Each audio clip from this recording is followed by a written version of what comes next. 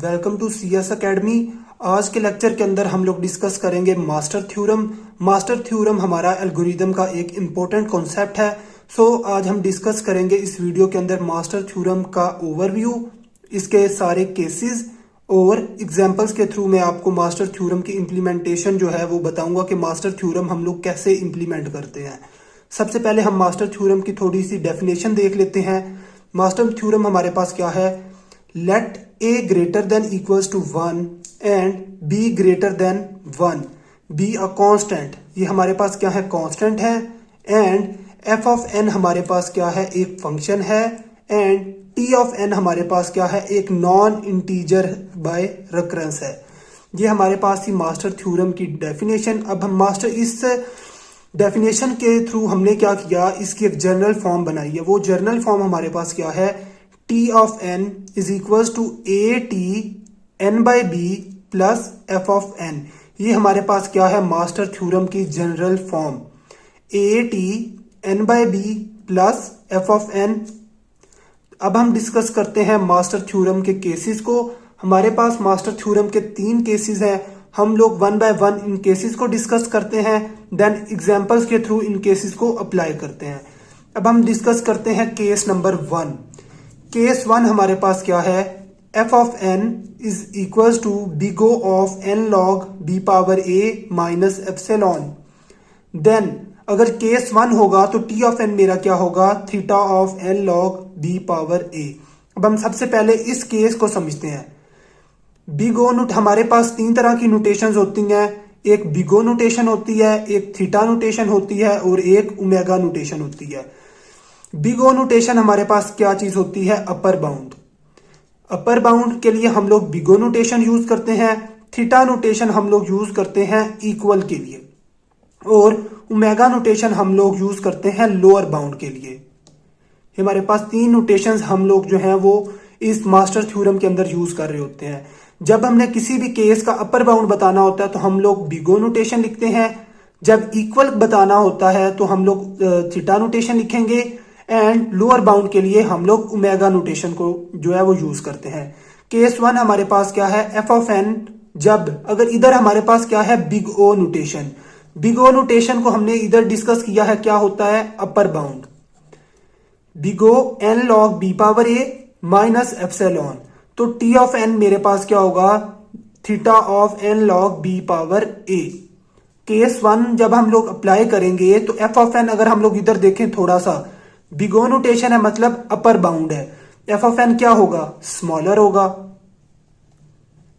क्योंकि इधर हमारे पास क्या है? Upper bound. इधर अपर है मतलब थीटा हमारे ये वाली साइड हमारी क्या है? ग्रेटर, अपर बाउंड है। तो f of n हमें पता है, फिर क्या होगा? स्मॉलर होगा। ये हमारे पास था पहला केस। अब अगर हम लोग केस 2 को डिस्कस करें, केस 2 के अंदर क्या है? f of n किसके इक्वल है? Theta of n log b power a। Theta हमने डिस्कस किया है, क्या चीज है हमारे पास? इक्वल के लिए। तो ये इक्वल बाउंड के लिए हम लोग थीटा यूज करते हैं। सेकंड केस, इसके अंदर क्या होता है? t of n n log b power a, और log n हमारे पास क्या आ जाता है? एक्स्ट्रा आ जाता है। ये हमारे पास क्या चीज है? आंसर आता है। जब हम लोग अगर केस 2 को अप्लाई करेंगे तो हम लोग पहले ये चीज सॉल्व करेंगे। ये चीज पे एप्लीकेबल हमारे पास ये इसका आंसर आएगा। हम लोग log n को क्या करते हैं? एडिशनली ऐड कर लेते हैं। थर्ड केस हमारे पास क्या आ जाता है? केस 3। केस 3 के अंदर हमारे पास क्या है? f of n is equals to omega of n log b power a plus epsilon. ये जो एप्सिलॉन है आप लोग एक दफा इसको इग्नोर कर दें, सिर्फ आप लोग n log b power a सिर्फ इस चीज को कंसीडर करें। केस 3 जब हम लोग अगर यूज करेंगे तो केस 3 की सेटिस्फेक्शन के लिए 2 कंडीशंस होती हैं। पहली कंडीशन क्या है? अगर तो हमने केस 3 को अप्लाई करना है तो क्या होना चाहिए? a f of n n by b less than equals to c dot f of n होना चाहिए हमारे पास। For some constant c less than क्या होना चाहिए हमारे पास? 1। अगर c मेरा लेस देन 1 है देन हम लोग क्या कर सकते हैं? केस 3 की ये वाली कंडीशन को यूज कर सकते हैं। केस 1 के अंदर हमारे पास क्या था? सिंपल f of n क्या था? स्मॉलर था। केस 2 के अंदर हमारे पास ये क्या है? इक्वल। f of n हमारा क्या था? इक्वल। केस 3 के अंदर क्या था, एफ ऑफ एन हमारे पास ग्रेटर था। ग्रेटर हमें कैसे पता चला, क्योंकि इधर हमारे पास क्या है लोअर बाउंड, तो एफ ऑफ एन हमारे पास क्या होगा ग्रेटर। अब हम लोग क्या करते हैं, एक एग्जांपल्स के थ्रू इनको क्या करते हैं, इन केसेस को अप्लाई करते हैं, ताकि आप लोगों को क्या हो जाए, थोड़ी सी अंडरस्टैंडिंग हो जाए कि हम लोग इन केसेस को एग्जांपल्स पे कैसे इंप्लीमेंट करते हैं।